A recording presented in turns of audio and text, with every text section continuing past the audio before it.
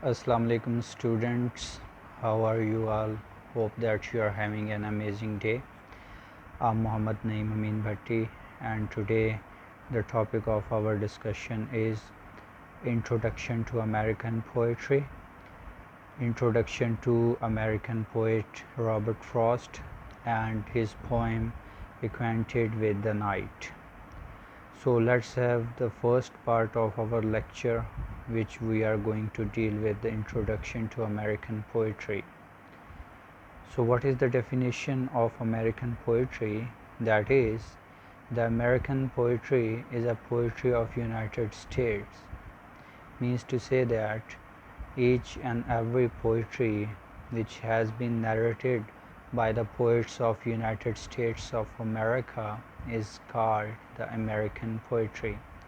Basically, it arose first as the efforts by the colonists. The British colonization has covered the vast areas of the world. Same was the case with the United States of America, that the British people were occupied at the United States of America. The soldiers were there, so they produced the bilingual system with the native English and the British English, and there was an uphill type of the efforts from the poets at that time under the administration of colonists, who make a pretty much type of efforts to save their traditions of the poetry. So the American poetry was emerged during the colonization period. Here we can describe that they have added their voices to English poetry in the 17th century AD. When there was a British colonization in USA, the people there were taking much interest in the literary genres such like that poetry and the other as the novels, dramas, etc. Because the purpose of the colonization was to develop their own literature in the different parts of the world, as there was in the subcontinent here in our areas. Same was the case with the USA. The Britishers were pretty much concerned with the spreading of their cultural traditions, their literature, their norm and conditions, etc. So that's why they have a full-fledged influence on the USA people. Before the constitutional unification of the 13 colonies, a strong oral tradition often linked to the poetry existed among the Native American societies. It means in between the 1650 and the 60s, 70s, there was a strong revolt against the colonization. So they made their own constitutional law, their own constitutional unification by having the different colonies organized under a same law. That's why they started their own culture. The people of United States of America started it in the form of oral tradition. So that was linked with the poetry. The Native American societies were pretty much concerned with the United States poets. That's why they used to listen to them in a quite genuine way. The next one is that how and when it was started. The work of the contemporary British models was helping hand for the American people. Especially if I talk about the poetic form at that time of the British models, the diction used in the British poetry, the themes of the British poetry was taken by the United States poets. So they used to concern with the British models, as the people of subcontinent are now following the models of the United Kingdom. But the United States poets had their own subject matters. They had taken the structures only, but they were fulfilling all the dire needs of poetry at that time by having their own subject matters in the United States poetry. In the 19th century, a distinctive American idiom began to emerge that the people of America started to think about that if they have to be a distinctive people or distinctive nation in the United Nations or in the international level, they should have their own poetic traditions. So that's why they have followed pretty much the British Empire before the previous 2 or 3 odd centuries. But now in the 19th century, there was a time to revolt against the British traditions. So they negate the British traditions and started their own poetry, which was called the modern American poetry. So the poetry of USA was basically consisting upon the later part of that century. I mean to say the 19th century. After 1850s, there was a strong belief in the United States of America's poets that they can write their own native poetry by their own exaggerated manners. So that's why when we talk about the Walt Whitman, who was winning the prizes at that time and who was winning the enthusiastic of the audience at that time abroad, the poets from United States emerged. They were pretty much concerned with their basic ideas of the religions and social norms and conditions, and they used those ideas in their poetry also. So they began to take their place at the forefront of the English language. So there was a two type of English language, one with the which was merged with the British English accent, and the other was which was originally consisting upon the American accent at that time. So the spellings were same, but the pronunciations were different at that time, and at some spots the spellings were also different from the British English narratives. So the significant early American poets were, if I talk about the very first significant poet of United States of America, that was the William Cullen Bryant. He was named as the very first Native American significant poet from 1794 to 1878. So his subjects were pretty much simple: about the forest, about the prairies, about the different rituals at that time, about the village life, about the nature, which is basic and the most fundamentalistic thought of the poets at that time. So the first internationally acclaimed poet was Henry Wadsworth Longfellow from 1807 to 1882. He is considered the internationally recognized significant poet not due to the subject matters of his poetry, but also with the subject matters which were concerned at that time and the modernization and the individualistic thoughts of the people at that time. He was the only representative at that time to recognize the feeling, to interpret the thoughts, and to deliver the subject matters in true and proper manner to the international world. He nearly surpasses the Alfred Tennyson.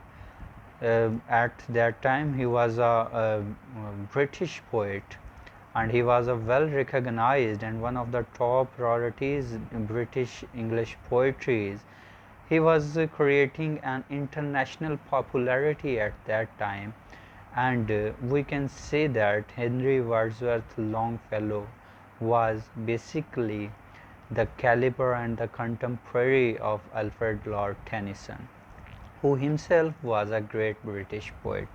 But Wadsworth Longfellow was an American poet, and Alfred Lord Tennyson was a British poet at that time. Now we talk about the notable American poets. The very first is the William Cullen Bryant, about which we have studied that he was the very first well recognized poet of the United States of America. And John Greenleaf Whittier, he was concerned with the poetry of manners at that time, and especially he was dealing with the people of that time, that the feeling of the people, the narrative of the people, and he was basically the true representative of the oral traditions of poetry. James Russell Lowell was one of the uh, basically recognized United States poet, and similar was the Oliver Wendell Holmes, who tried to purchase the feeling of people on behalf of his poetry. So these poets were not quite emotional, but they were dealing with the natural phenomena of that time. They started to write poetry about different subject matters of the contemporary societies, about the issues of the people of United States of America, and especially about the independence and about the glory of their own nation.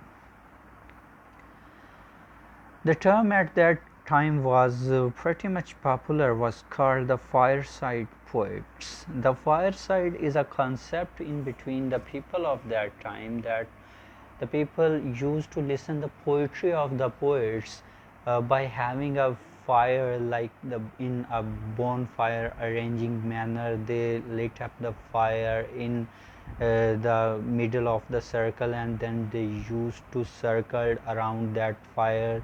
They seated there, they used to listen the poetry of the United States poets. So that's why there was a term coined at that time, was called the Fireside Poets. The Fireside Poets were a group of 19th century American poets from New England. Remember that New England is basically a state of United States of America.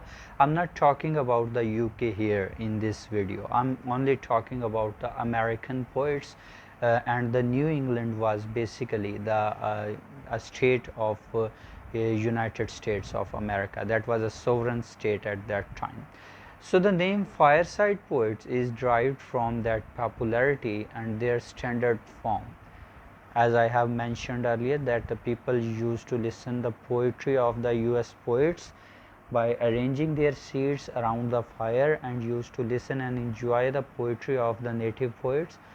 And there was a certain thing through which they can enjoy the poetry. There were regular meters, there were rhyme stanzas, there were memorization by the people, and an extra quality in the poetry of the US poets, that after listening the poetry once or twice, the people got memorized that type of poetry, that having some type of indulgement with the psychology of people at that time, that it was quite easy for them to understand and to listen and to understand and to remember that poetry in their memory. And after that, the ultimate effect was recitation, that they used to recite their poetry in a singing manner, or by delivering some verses according to the delivery of the poet as they have delivered to them. So there was a type of, you can say that there was a quite unmatched type of poetry, which was still in the mind of the reader by listening it through one time or the second time, and they used to memorize it through their own various ways. So the next one is the Transcendentalism.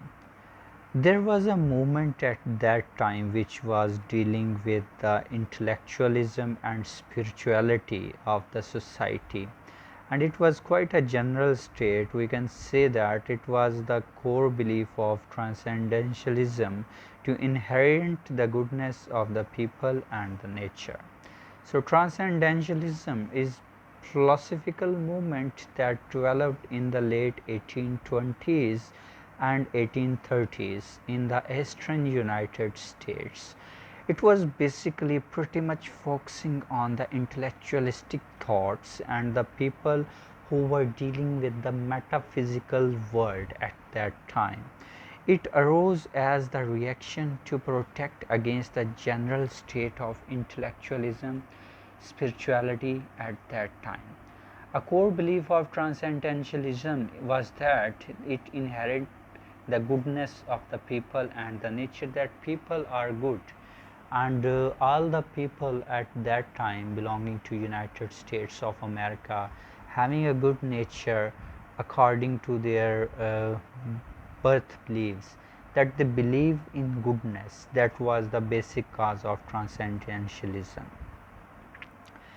And now we focus more on their beliefs that the adherent were the following the Transcendentalism at that time. They believed that society and its institutions have corrupted the purity of individual. They used to think that the individual in itself or himself or herself is basically a pure person of the society. But the society is basically indulged with the individualistic thoughts, and the institutions of the society has made impure the mind of the people. So the psychological state was changed by the society.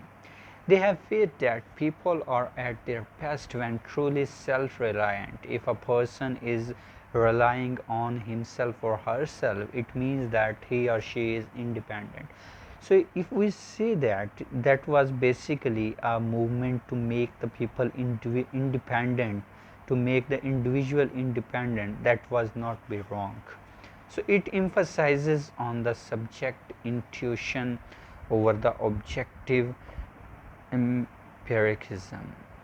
So the imperialistic thoughts were negated at that time, and subjective intuition thoughts were given priority by the US poets and the transcendentalists.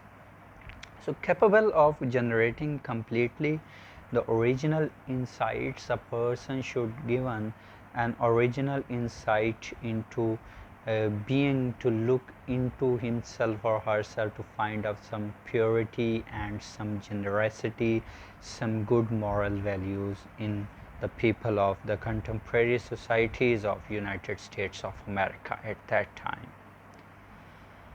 Now we discuss about the poets of 19th century. After Transcendentalism, there were the Ralph Waldo Emerson from 1803 to 1882, Edgar Allan Poe from 1809 to 1849. Edgar Allan Poe is basically a poet of good manners, the poet who talk about the obscurity like the Browning, the poet who talk about the different subject matters with the commands given to him. So if you need to read a comprehensive poet, you should priorly read Edgar Allan Poe. Henry David Thoreau was from 1817 to 1862. Sidney Lanier was from 1842 to 1881, and James Whitcomb Riley was from 1849 to 1916. All of these poets were pretty much concerned with the content matters of their poetic institutions, because they do know about that poetic manners, that all the poetic manners has the basic concerning with the subject matters of that time. So they showed up and they lift up to the contemporary American society at that time at the international level, and they represented that internationally recognized poetry of United States of America at that time. All of the poets were one after another one of the most famous poets of their own times. And because every poet has his own subject matters, his own priorities, his own poetic devices, his own methods of dealing with the audience and the readers, so that's why they were pretty much famous at that time. If we talk about their motives, they were quite simple at that time in the 19th century. The works of all these writers are united by the common search for.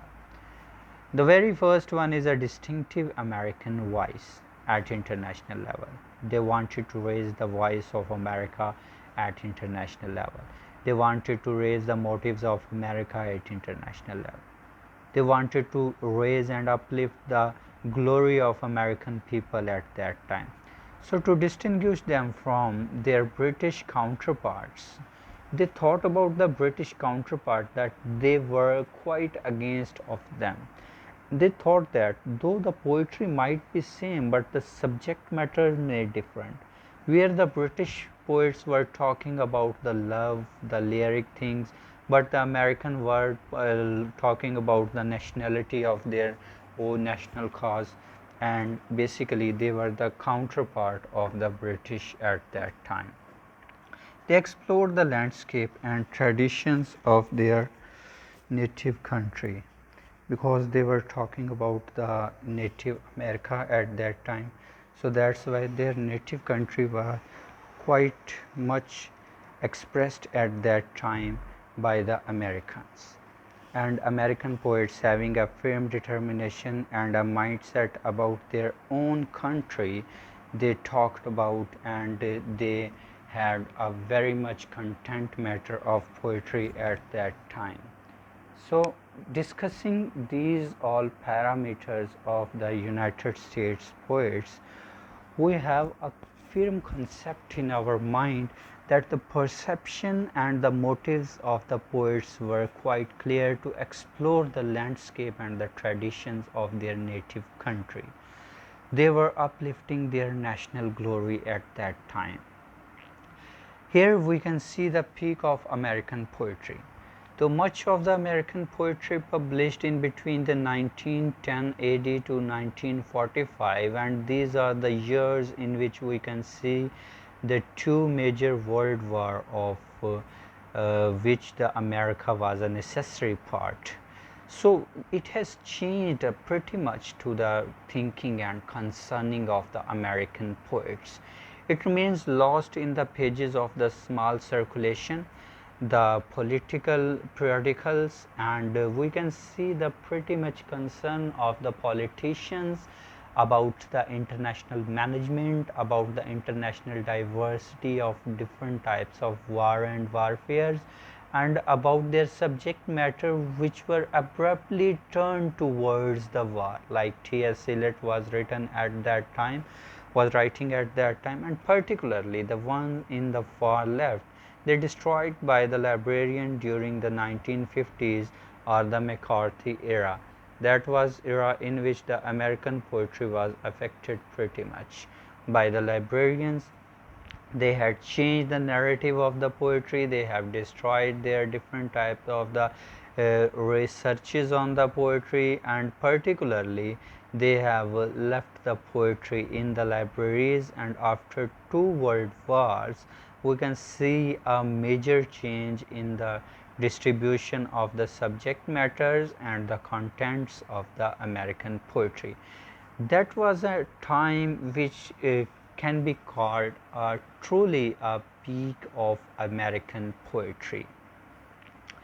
If we talk about the renowned American poets of that time, so there was Ezra Pound and T.S. Eliot during the World War I, who wrote about the war events at that time. Their major themes were like the revenge, like the forgiveness, or the fight bravely, bravery, and the unification of the moral ideas and ideals, and the appreciation of their army to criticize the people at that time not to do war. These were some kind of the prior subject matters that both of these poets have adopted. So American poetry reached at its peak after World War I with such writers. So after World War I, when they got a victory with their own united countries and United States, and there were the poets who showed us the brighter side of their society, and the names are relatively that the Wallace Stevens, T.S. Eliot, Robert Frost, Ezra Pound, and E.E. Cummings. If we talk about Robert Frost, he is the one of the major poets at that time. because he was the poet who has got the 4-time Pulitzer Prize by having his useful services for the American poetry. Now we talk about the subject and themes of American poetry. The poet's primarily subjects were basically the domestic life, the village life, which deals with the nature, which deals with the village people, and also deals with the thoughts of the people at that time who were living in the countryside areas of United States of America. Because America is basically a unity of different states, so there the culture changes from state to state.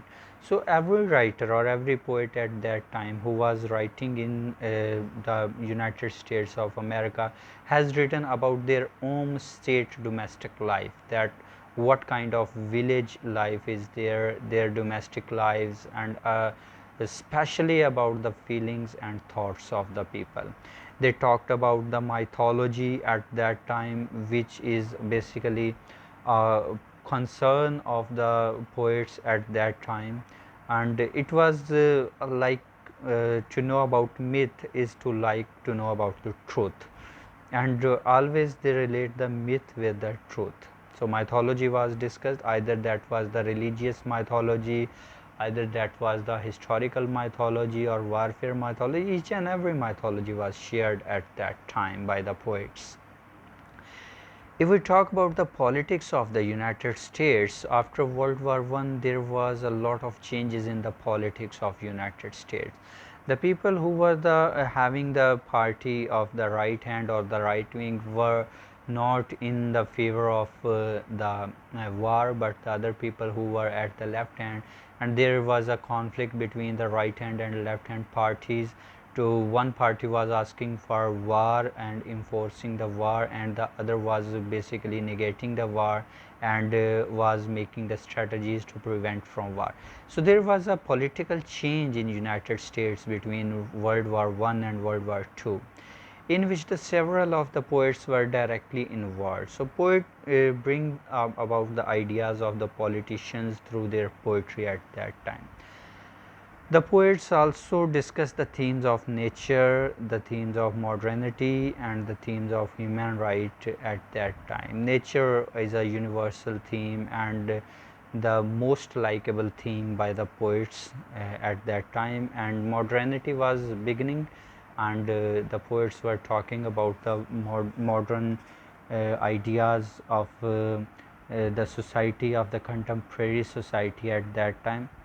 And now we can see that the lot of American in these days also talk about the human rights nowadays, after passage of a century from that time to this time. But at that time in the past, I'm talking about the World War I and World War II, they were quite hypocritic like people, that they were indulging themselves in the war, also they were killing the people, and also they were talking about the human rights like nowadays the American are doing.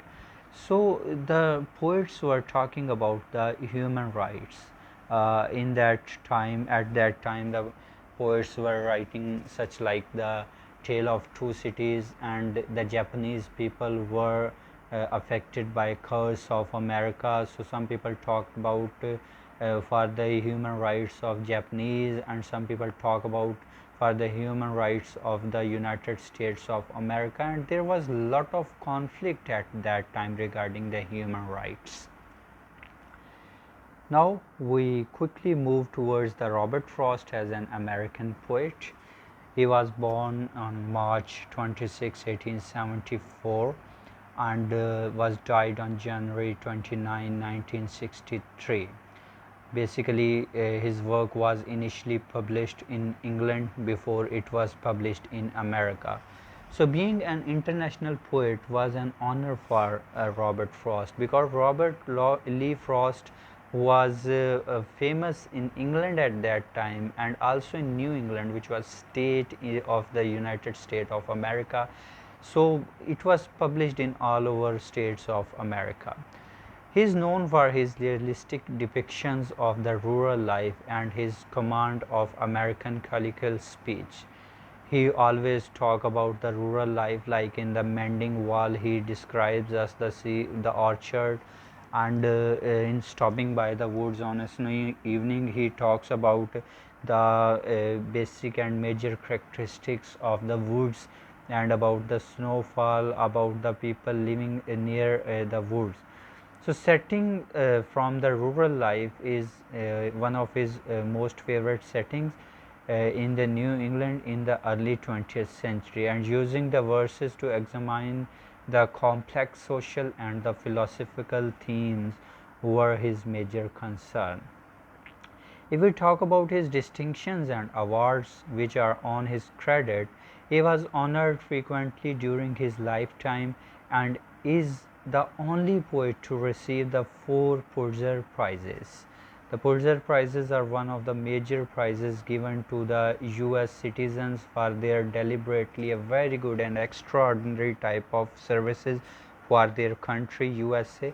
So he is America's rare public literary figure, and I will call him an artistic institution in himself, because he was the major poet of America. So that's why he was an artistic institution in himself.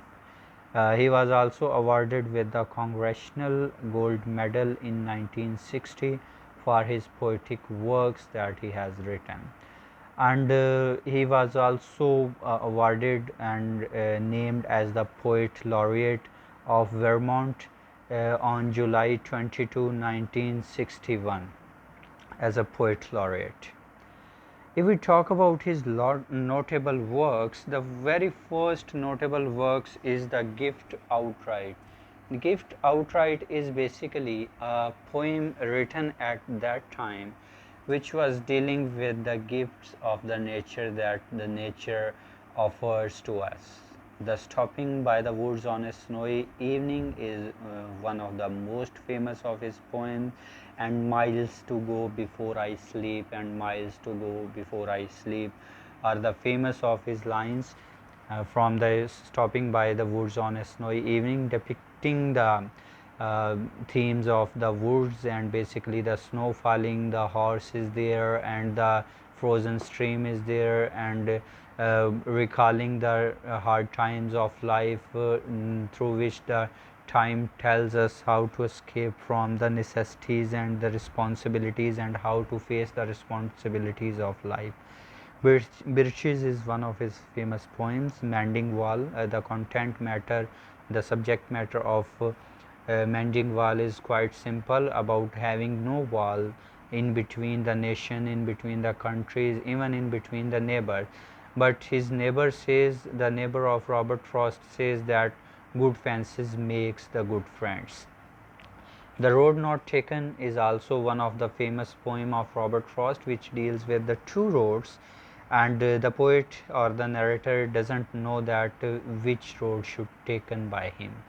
Nothing Gold Can Stay, and Acquainted with the Night. Acquainted with the Night is basically the subject matter of today for our discussion.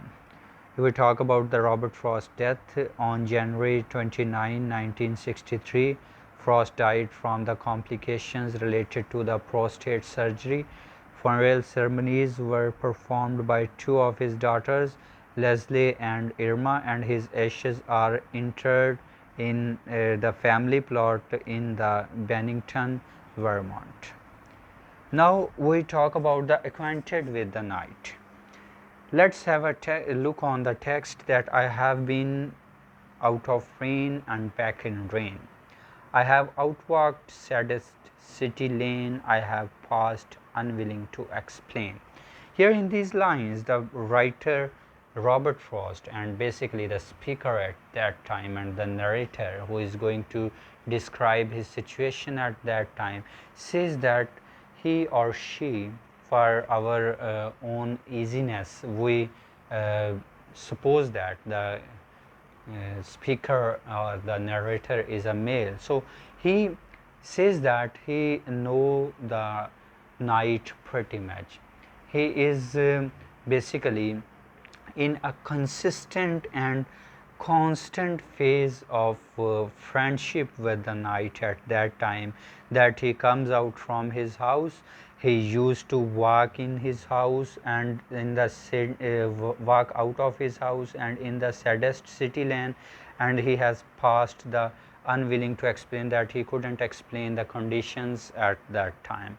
I've stood an interrupted cry. When he stands there, he listens an interrupted cry at that time of a person who is in other city lane and came over houses or say to goodbye. He doesn't know that he is basically the scream at that time at the city lane is saying goodbye to some people, or he is coming over or out of the houses, and further still against the sky proclaim the time with the night.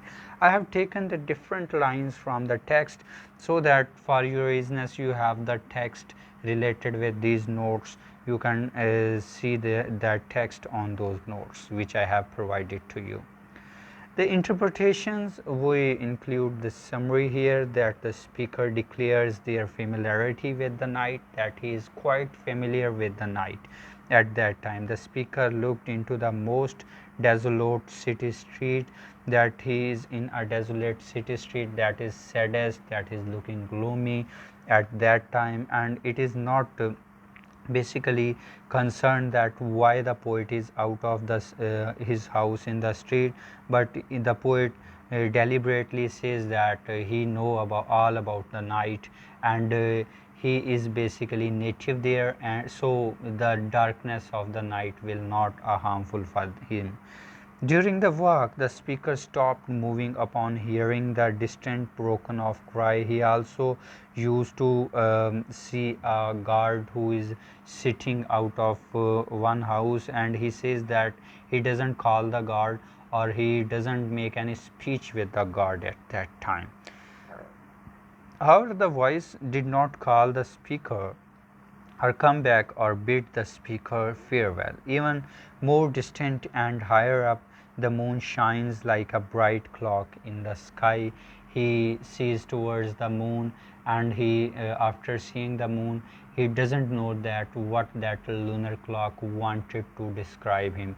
Either it is a bad time from out of from house, or it is a good time to be out of house at that time of the night. This metaphorical clock tells that the time is not wrong or right for him.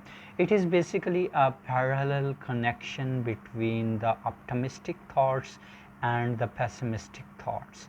The poet couldn't decide, the narrator or the speaker couldn't decide that either he or she should stay at home or either he should be out of home at that time of night. If we talk about the settings of Acquainted with the Night, the settings of Acquainted with the Night is basically a city during the night time. The streets are for the most part deserted, perhaps in part due to the constant rain. So there is a raining when the poet is out of his house. Certain parts of the city are illuminated with the light, so there is no chance to coming out of people, because he is one and alone who is out of from his house, and he knows the night very well. He knows all the aspects and all the perceptions about the night at that time of society.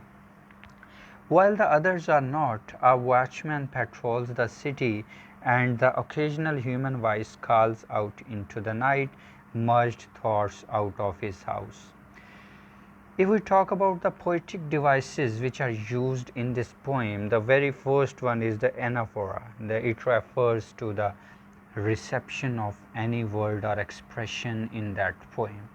The word is basically repeated from time to time, like in first two lines the word rain has been repeated in the first line of the poem and the second line of the poem to give emphasis to his point of view, that rain is often considered is like a climate change or like a disastrous situation, but poet is still out of his house at that disastrous situation.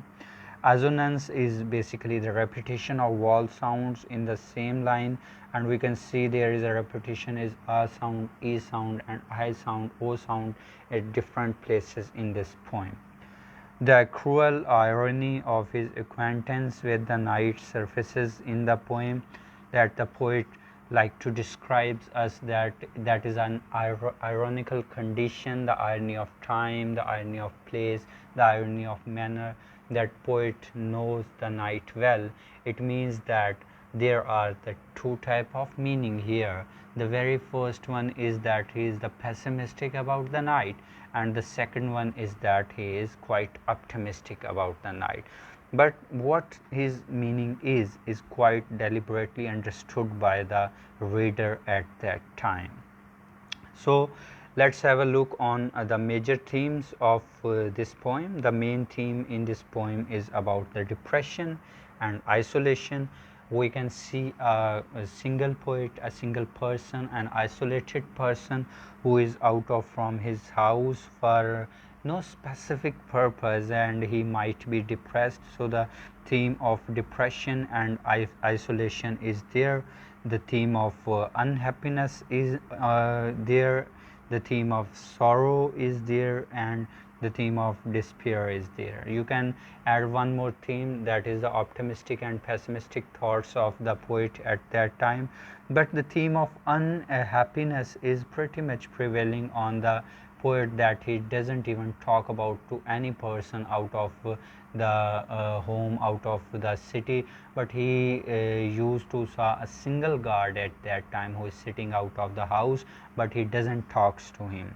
He is in a sorrowful mood, in a despair. The tone of the poem is quite in a gloominess, or in the saddest voice notes are there by the poets, and we can see his exaggeration about that gloominess when he is out of the house.